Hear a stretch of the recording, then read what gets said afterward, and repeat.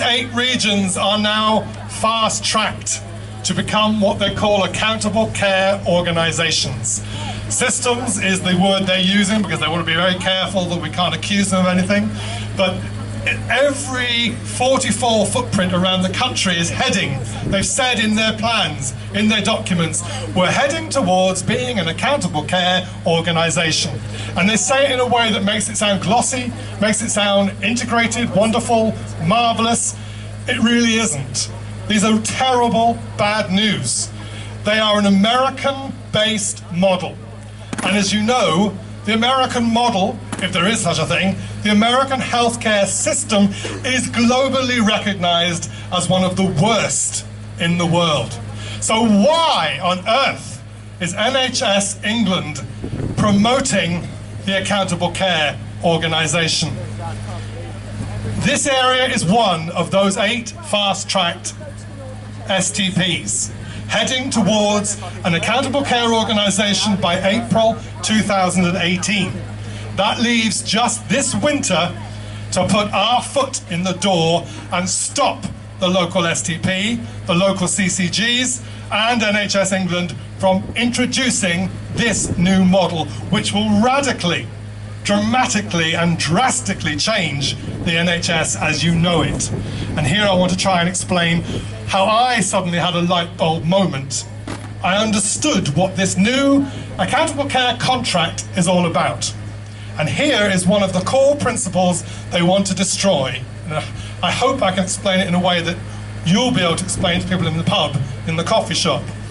At the moment, despite all its faults, if 10 of us turn up to A&E with exactly the same complaint, we will be treated according to our needs.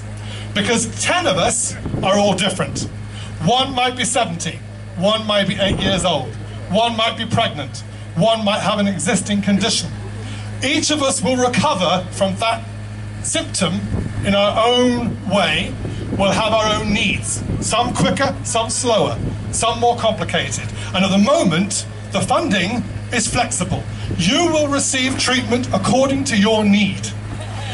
With this new contract, they'll be offering a fixed, preset whole population, they call it budget.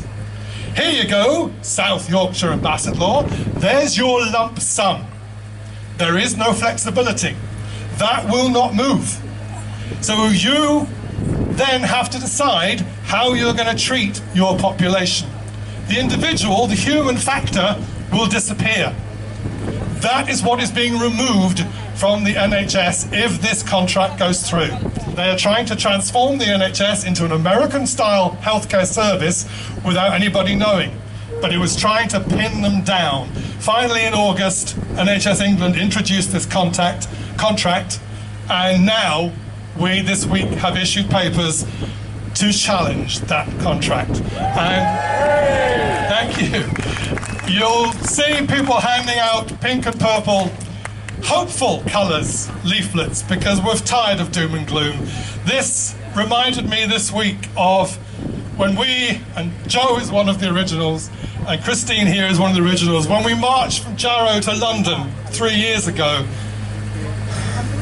The biggest thing that hit me was that we all needed hope. And as the mums marched from Darlow to London, everywhere along that journey, over 21 days, people came out of their doors. The marchers actually put on weight because they ate so much cake and sandwiches. People wanted to share that hope that the NHS represents. If we allow the NHS to be taken from us, not only do we lose a once world-leading healthcare service, I believe, and I think 99 call for the NHS members, we all believe we lose the heart and soul of our country. And that is what we are fighting for. And I've got my new shirt on today. A few weeks ago in Grantham, at their uprising event, I was brave and I chose some Shakespeare that we all know. To be or not to be? That is the question.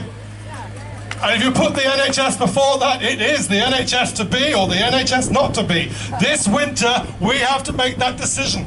Are we going to stand by and let it be taken from us, or are we going to rise up and take it back, bring it back into public hands? That's what we have to do. So please be prepared today now with hope in your hearts. Leave here. Be ready for the pub conversations, the coffee shop conversations, meeting the kids after school, on the bus. Have those words on your lips ready.